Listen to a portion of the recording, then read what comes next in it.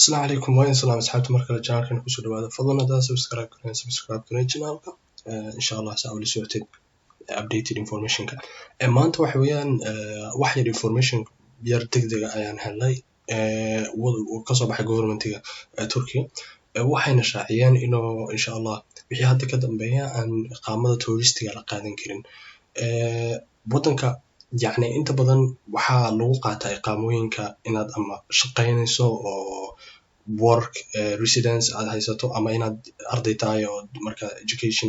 ama student residence permit aad haysato ama inaad caafimaad haysato marka laakiin caafimaadkaas isla touristigu soo waskalaya marka yani qofka tusaale ahaan oo kale caafimaadka joogo oo kale caafimaad wadanka u yimaado oo kale fiisiisa inuu ku joogo noqonaya qofkii wadanka fi tourist u yimaado fiisiisa ku joogo inta yar fiisiisa ku leeyahay inta badan fiisooyinku 3 bilood ma dhaafan qofka marka in la celiyo kale laakiin waxa jirta ihtimaal ay sheegayaan ba jirta horta si mawduuca si cad way u dhahan ma bixinayno iqaamada touristiga ma bixinayno si cad way u dhahan laakiin waxa ay hoos gelinayaan ba jirta sida qofka haduu haysto cadayn dhab cadayn uu cadaynaysa inuu qofku wadanka uu sabab u joogo sida tusaale ahaan oo kale saddex su'aal in soo qaadanay oo ardaynimada la xiriirta midna caafimaadka midna tii shaqada iyo waxa anta ardaynimada ku horeeyo tusaale ahaan qofkii wuxuu qaatay iqaamo ayuu qaatay qofkii uu ku joogayo oo tourist ayuu haystay tusaale ahaan weeyaan hadda tusaale ahaan rulku wuxuu ka bilaabanayaa 2020 January 1 buu ka bilaabanayaa marka qofkaas inta ka horeysay ayuu sii qaatay ka soo qaad qofkii tourist iqaamadu waxay kaga dhaxaysay waqti aan jaamacadiina wali la furin maxaan dhahay lanana soo dhaafay waqtigii jaamacadaha ay maxaan dhahay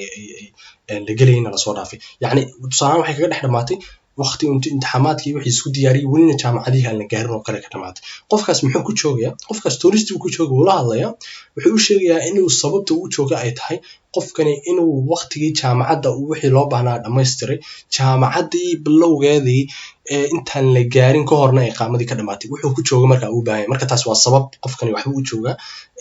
maxaan waxbarasho uu jooga ka bacdi waxbarashadii waqtigeedii oo la gaarin bay ka dhamaatay baashan marka qasab inuu sabab loo helo qofkii marka sharciga waa wada loo raadini qofku waa sabab noocaas waa loo heli karaa hadii uu arday yahay oo kale waa tusaale ahaan hadii uu yahay qofku caafimaad oo kale tusaale ahaan qofkan caafimaadkii loogu talagalay waxay ahayd 3 bil laakiin qofkan surgery-giisa laguma guuleysan oo kale ama surgery-giisa waxa loo baahday inuu waxba ka soo doobaxay marka xanuunkiisa waqti dheer buu sii qaatay qofkaas oo kana sabab caafimaad buu sii jooga tourist wala siin karaa qofkan waxa weeyaan qofka shaqada tusaale ahaan oo kale qofkan islaantii in odaygiisa shaqadeeda shaqeeyo oo kale odaygiisa permit shaqo haysto oo kale qofkan sabab uu jooga odaygeedii waa wadanka jooga oo work permit haysta residence marka ayadii yani tusaale ahaan ilmaheeda oo kale waxbarasho u dhigto oo kale tusaale ahaan caafimaad bay dad caafimaad u jooga haysaa oo kale yani adiga way ka dhamaatay bax lama dhigi karo yani marka soo it's kind of way wax weeyaan logically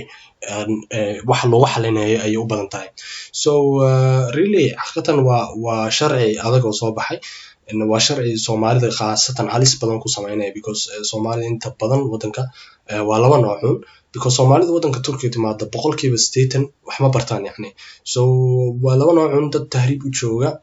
oo iyagu mar walba 10% boqolkiiba qaadanaya dad waxbarasho u jooga mar walba iyagu waa waxan 5% gaaraynin dad u jooga maxaan dhahay touristiyaha oo inta badan qaadanaya ilaa 20-30% dad tourist u jooga Soomaaliya la heli kara waxa kale oo laga yaabaa inay magangeliya waxa ku jooga wadanka laakiin hada touristigaas dadka ku jooga oo dhan Soomaaliya family waxa laga yaabaa tourists kaga fadfadhiyay waxaas oo dhan bay ku adkaanaysaa inay wadanka sii joogaan because sabab kale ay dhahayaan ma jirto wadankii qofku inuu ka baxo ku qasbanaanaya hadii aad mar labaad dib u soo gelisid inaad wadanka ka baxdo safaaradda tagto dib u soo gasho wadankii inaad markaas maxaan dhahaa aad mar kale iqaamo touristi qaato oo in yara hadana marka wadan yani adiga waxa weeyaan wadanku waxoogaa uu ciyaray baad moodaa insha Allah bal possibilities ka waynu eegaynaa ilaa bilaha hore wixii kale insha Allah faa'iido daru ku leeyahay xataa isla wadankan inay maxaa ihtimaal inuu wadankan insha Allah waxan bedelo waxaas insha Allah mar kale inuu eegaynaa information kan hor dhacahan baan u sheegnaa insha Allah ta'ala dhamaan marka dadka ay saameyn ku sameeyay karto oo dhan wali lama gaarin 2020 January 1 lama gaarin waqtiga sharciga waqtigaas u bilaabanaya marka inta ka hor insha Allah waxaad hagaajin insha Allah khayr badan baan u rajaynayaa dhamaan ardayda Soomaaliyeed ee Turkiga ku nool ee dadka Soomaaliyeed Turkiga xiiseeya insha Allah saarag dambe